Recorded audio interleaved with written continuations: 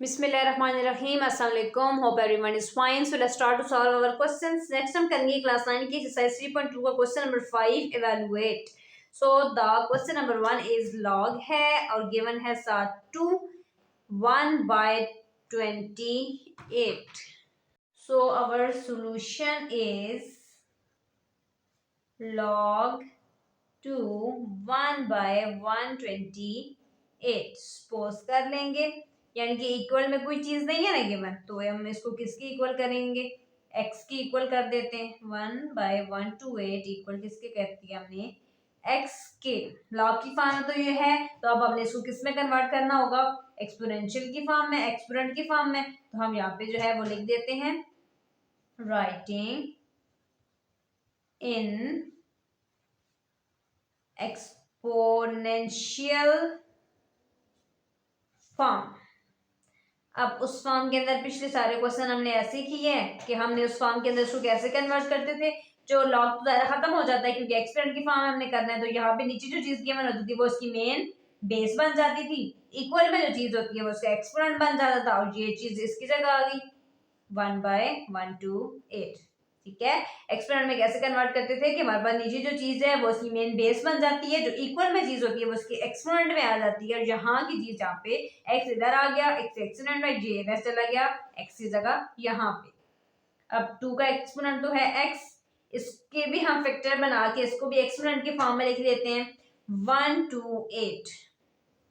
जरा एलसीएम लेके फैक्टर बनाएंगे, 2 के टेबल पे चला जाएगा, इवन है। 2 6 time 12 to 4 time 8 to 3 time 6 to 2 time 4 to 1 time 2 3 other 2 6 time 12 to 8 time 16 to 4 time 8 to 2 time 4 to 1 time 2 1 2 3 4 5 6 7 2 कितनी बार है, 7 बार। तो 2 का एक्सपोनेंट क्या बना, 7। अब यहाँ पे जो तो फ्रैक्शन की फॉर्म में, ये इस फॉर्म में है, तो उसको सेम फॉर्म में लिखने के लिए क्या करेंगे, 2 7 को ऊपर ले आएंगे। 2 की पावर 7 प्लस में थी, जब ऊपर आई तो ये माइनस की फॉर्म में आ गई। अब बेसिस क्या है, दोनों की सेम है, तो उसके लिए क्या होता है, जब बेसिस सेम होती है तो क्या होता है, बेसिस आर इक्वल। तो उसके लिए हम क्या करते हैं, ये कैंसिल कर देते हैं, पीछे जो एक्सपोनेंट में फॉर्म चीजें होती है वो उसको इस फॉर्म में इक्वल की फॉर्म में लिख देंगे, यानी कि x इक्वल है -7। तो x किसकी इक्वल आ गया, -7 के।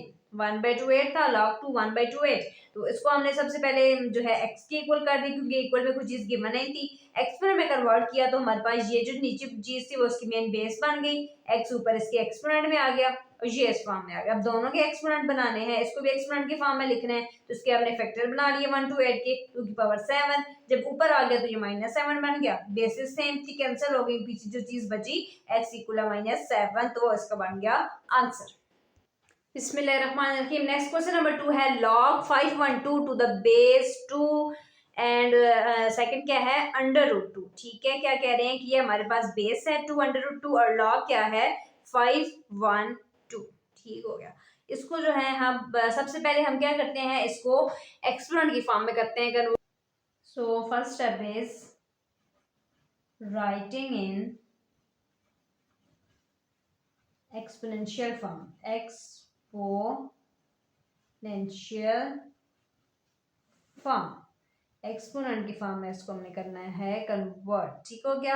अब यहाँ पे हमारे पास देखें, जैसे कि हमने पिछले क्वेश्चन में क्या किया था कि हमें इक्वल में कुछ चीज गिवन नहीं थी, तो उसको हमने x की इक्वल कर दिया था।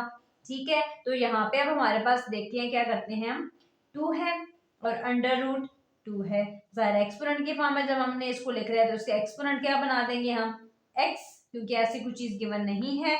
और हमारे पास सामने क्या है, log 512 का हम आ जाएगा इक्वल के सामने। यहाँ पे एक्सपोनेंशियल की फॉर्म में हमने इसको कैसे लिखा कि log 512 है ना, log तो खत्म हो जाता है जब एक्सपोनेंट में चीज आती है, तो 512 जो log के साथ चीज होती है वो इक्वल के सामने आ गई।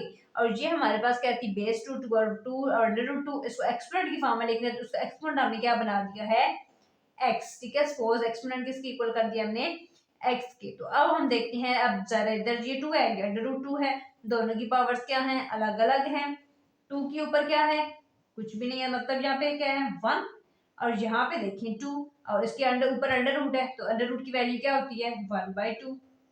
ठीक है, ये दोनों आ गए और इनके ऊपर हमारे पास क्या है एक्सपोनेंट क्या है x इक्वल है 5/1/2। 5/2 को भी आगे सॉल्व करते हैं, कन्वर्ट करते हैं। ठीक है, अब यहाँ पे बेस सेम है, बेसिस जब आपस में सेम मल्टीप्लाई हो रही हो तो हमारे पास उसकी जो पावर्स होती है एक्सपोनेंट होती है वो क्या होते हैं आपस में ऐड हो जाते हैं। तो बेस को हमने 1 लिख दिया 2, ये आपस में ऐड हो गए 1 + 1/2 बाहर क्या है x।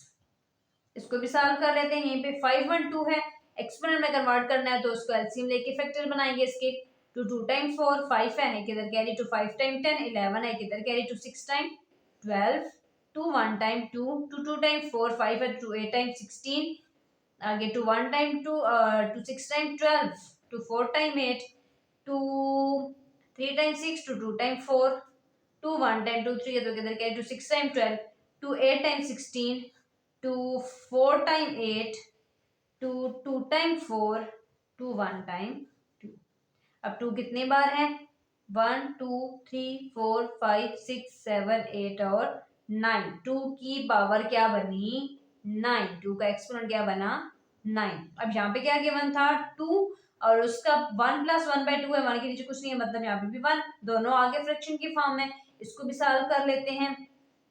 1/1 है और प्लस में क्या है 1/2। 1 और 2 का एलसीएम क्या आएगा 2, 1 2 टाइम 2 तो 1 2 टाइम्स 2 को ऊपर करेंगे तो 2 1 टाइम 2 2 1 टाइम 2 1 को ऊपर करेंगे 1 1 टाइम 1 2 एंड 1 3/2 आ गया इसका आंसर। 3/2 का एक्सपोनेंट क्या बना 3/2 और साथ में हमारे पास क्या है x वो आ गया यहाँ पे इसके साथ इक्वल है 2 और इसका एक्सपोनेंट क्या बना 9। अब जैसे कि यहाँ पे भी बेसिस सेम है जैसे और बाकी क्वेश्चंस में हमने लिखा बेसिस आर इक्वल। बेसिस जब इक्वल होती हैं तो हम क्या करते हैं ये तो हो जाती है कैंसिल, पीछे जो चीज बची 3/2x इक्वल किसके है 9 के, तो क्या आया 3/2x इक्वल है 9। अब जैसे कि यहाँ पे हमारे पास 3/2x इसके साथ मल्टीप्लाई हो रहा है तो यहाँ पे ये इसके साथ क्या हो जाएगा डिवाइड हो जाएगा। तो x इक्वल है 9 डिवाइड 3/2। ठीक है, अब डिवाइड को जब मल्टीप्लाई में कन्वर्ट करते हैं तो हमारे पास ये क्या है 2 ऊपर आ जाता है 3 नीचे आ जाता है, वैल्यू क्या हो जाती है इन्वर्ट हो जाती है तो मल्टीप्लाई में कन्वर्ट कर लेते हैं।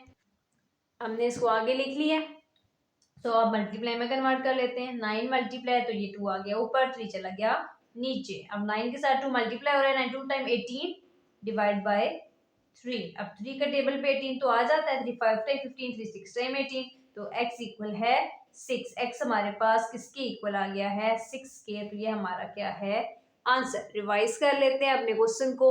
सो the given question is log 5/2 to the base 2 and under root 2। Exponent की फॉर्म में जब हमने इसको कन्वर्ट किया तो हमारे पास ये थी ना बेस 2 और अंडर रूट 2, एक्सपोनेंट नहीं था तो हमने खुद से एक्सपोनेंट x ऐड कर लिया। इक्वल क्या है हमारे पास log तो कैंसिल हो जाता है एक्सपोनेंट में 5/2।